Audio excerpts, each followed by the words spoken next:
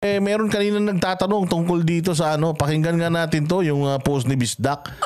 Oh, tungkol dito kay kasi nagagalit si Katunying eh. Nagagalit si Katunying mga bossing dahil dahil ito daw si Garma, dinamay daw yung mga iglesia. O, tingnan lang natin to ha. Oy, salamat Rosario Morsats. Keep up. Thank you very much. Sabi nga, Judas Barbers Hestas. Ay, grabe naman.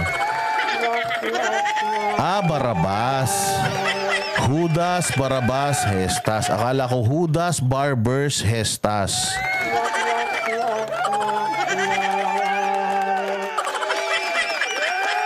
Oo, sabi nga nila, parang yung himas nyo kasi sa betlog ni Tambay. O kaya ayan, pati yung mga prinsipyo ninyo, kinain nyo na, pati mga tain nyo, kinain nyo na. O, ganyan-ganyan yung mga, yung mga salot sa lipunan eh. O, pakinggan nga natin tong saglit, itong sinasabi dito ni Katunying ha. O, credit to the owner. Ang iiwan ko lang po ito mga kababayan. Doon po sa statement, yung pong sworn affidavit statement na binasa po at iniyakan pa ni former PCSO General Manager Garma, ay meron po siyang isang binanggit sa statement niya. Ito, gusto ko po itong talakayin. Ano po sabi niya? Isang maga daw nung May something 2016, sabi, hindi pa presidente si Duterte, baka sigurado panalo na siya, pero tinawagan daw siya, pinapunta daw siya, at sinabi daw sa kanya ni noon ay nanalo na Pangulong Duterte noong 2016 na kumuha ng police officer, eto with emphasis, kumuha ng police officer na na miyembro ng Iglesia ni Cristo. He requested that I will locate a PNP officer or operative who is a member of the Iglesia ni Cristo. Indicating that hindi kasi sa totoo lang ang labo talaga ng statement na yun ni pangalan nito, yung statement na yun nito ni Garma, napakalabo nun. Yung sinabi niya na pinapunta ako doon tapos pinaghahanap niya ako ng iglesia. Ba't iglesia? Bakit kasi kailangan iglesia?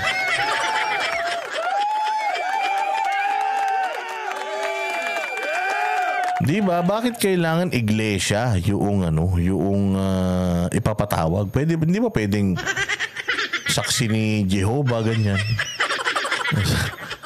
Di ba yung Mormon? Di ba ba't kailangan iglesia?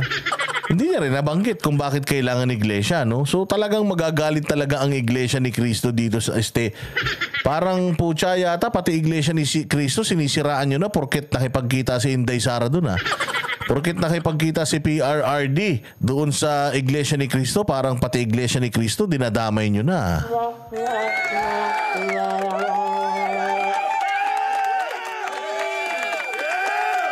Hindi ba? So medyo nawiwirdohan ako diyan sa statement talaga nito ni Cordapia. We needed someone capable of implementing the war on drugs on a national level. Tanginan tong arte, umiiyak pa, mukhang tanga. Wala naman nakakaiyak dun sa sinasabi niya. Binabasa lang naman niya yung statement. Pinatawag ako sa Davao. Pinaghanap ako ng iglesia. Putang ina, nakakaiyak dun. Luka-luka ang putang ina nito. Alam nyo, mga kababayan, kung gaano lang kaliit ang porsyento ng Iglesia ni Cristo sa kapulisan, napakaliit lang po. Napakakonti lang ng Iglesia ni Cristo na pulis o kaya police officer. Opo. Kasi ang pulis ngayon, nasa 200,000 na yata mahigit ang bilang. Pero ang tanong ko doon, una, kung hindi pa ninyo alam, si Pangulong Duterte, bago siya naging Pangulo, ay hindi po niya masyadong pinapahalagahan ng Iglesia ni Cristo Ang totoo nga po nun, hindi po may pagkakataong hindi ibinoboto ng Iglesia ni Cristo. Ito pong si Mayor Duterte noon. Kaya nga minumura din niya ang Iglesia ni Cristo eh.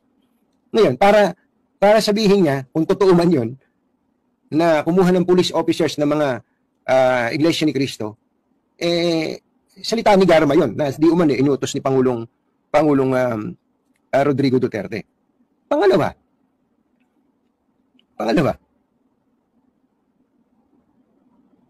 pagka ba, dahil nabanggit ko nga sa inyo kanina na napakakaunti lang naman ang iglesia, pagka ba merong ibang police officer, halimbawa ang police officer, si Garma mismo, sasabihin ba niya, pumili ka ng mga Katoliko, o kaya Muslim, pumili ka ng mga Muslim, o kaya naman ay mga born again, pumili ka ng mga born again. Hindi po ba mga kababayan? Well, hindi ko maintindihan kung bakit nasali bigla ang pangalan ng Iglesia ni Cristo, mga kababayan. Bakit nagaganon? Tanong mo sa amo mo. Tanong mo sa bossing mo. Uy, sila may pakadaan yan, yung mga boss mo eh. Ba't mo tinatanong si Garma? Ikaw kasi. Kung ano-ano kasing ginagawa nyo, kaya ayan. Kayo nagkakagulo-gulo, di kayo nag-uusap-usap. Alam niyo sa Iglesia ni Cristo, kung hindi niyo pa alam, kung meron pong makaanib sa Iglesia ni Cristo na gumagawa ng masama, halimbawa, pumapatay, nakasuhan, itinitiwalag po yan sa Iglesia ni Cristo. Itinitiwalag po. Ito nga si Leonardo, tiwalag eh. Opo, sasabihin ko sa inyo, si Leonardo ay dating Iglesia ni Cristo. Pero ngayon po ba ay nasa Iglesia? Wala na, tiwalag siya.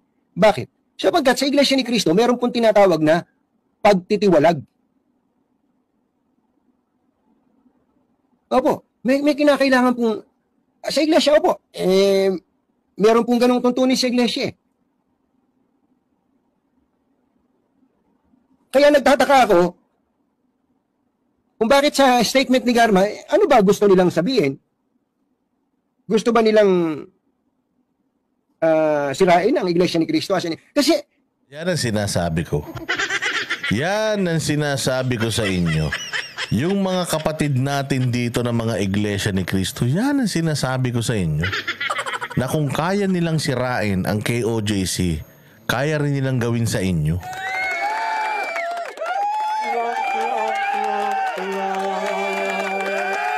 Diba? Kung kaya nilang gawin sa KOJC, kaya rin nilang gawin sa Iglesia ni Cristo. At eto, nagsisimula na sila.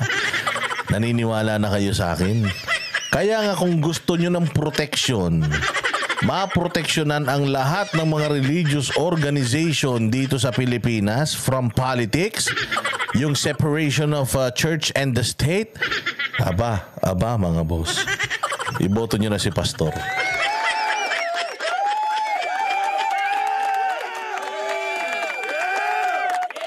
Yan po ang makakasagot sa lahat nitong pagdedelikado ng mga relihiyon sa Pilipinas. Warning shot yan, sabi ni Jenny. Warning shot yan sa INC. After bumisita ng mga Duterte, ayan na nangyari. Aba, delicate. So, yan yung ano natin dyan, yung masasabi natin. Wala siya sa usapan eh. Maliban na lang kung ang gusto po ng liderato ng Kongreso o ng pamahalaan, awayin natin yung buong Iglesia ni Cristo. Hindi po. Oy, grabe ha. Maliban na lang kung gusto ng pamahalaan, putangin na, parang ano na to nangangamoy away na to. Unless gusto ng pamahalaan nasirain ng Iglesia ni Cristo. Nako, eto na. Dito natin malalaman kung ang mga kapatid nating Iglesia, kasi lagi nilang sinasabi dito pag sa amin nila ginawa yan, humanda sila. Hindi nila yan kayang gawin sa amin. Eto na, ginagawa na. Paano ba yan? Abay, galaw-galaw na. Hoy, Tunying, delikado ka. Ikaw, Tunying, mamaya hukayin niyang Philippine Arena. Mamaya sabihin, may mga tunnel dyan sa ilalim ng Philippine Arena. May mga bunker dyan. Oo, delikado yan. Huwag niyong hinahamon yung gobyerno dahil pag inaway niyo yung gobyerno, baka magkaroon ng hukay na malalim dyan.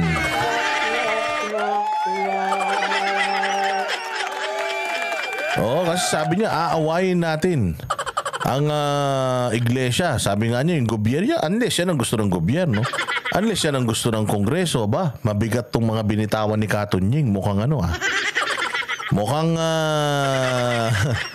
mukhang nagkakabaligtaran na. Yung bata nito, si Ben Barubal, galit na rin sa amo niya eh. Oo, si Ben Barubal, di ba dati, lintik yun. In-interview pa nga nito eh.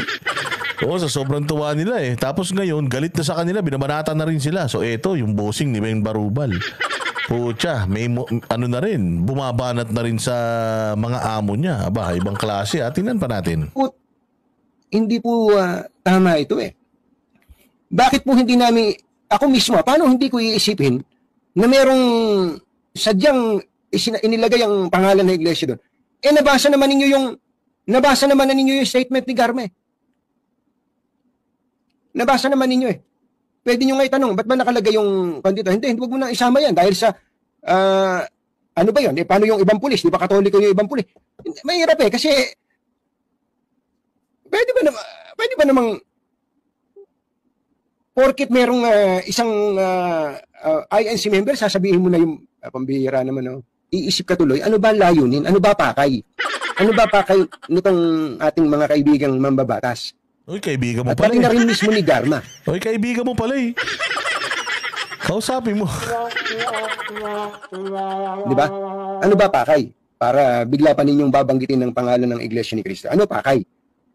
Natural. May pakay dyan, mga kababayan. And ito po ang iiwan ko lang po ito, mga kababayan. Doon po Ayun, palakpakan natin. Ayan na, nagalit na si Katunying. Oh, nagalit na si Katunying, mga boss. Oo, sinabi na ngayon ni Katunying na na tawag din eh. Oo, sinabi na ngayon tuloy ni Katunying na parang may planong masama sa Iglesia ni Cristo. Pero huwag kayong mag-alala. Pangako ko yan, kahit na anong relihiyon sa Pilipinas, yung makita ko na babuyin muli ng gobyerno, puta, kasama ako dyan. Iglesia, kahit ano pa yan. Sama tayo dyan. Oo sama tayo dyan walang ibang trip. Walang ibang trip kundi yun lang, sama tayo dyan Ako, sasama talaga ako dyan personal. Lalaban tayo. Wala na dapat kahit na anong relihiyon sa Pilipinas ang makaranas noong naranasan ng KOJC, mga bossing. Kailangan huli na sila. O kailangan kay iglesia yan, kay dating daan, kay ano pa yan. Basta nilabag nila yung karapatang sa pananampalataya ng any church dito sa Pilipinas, lalaban tayo dyan.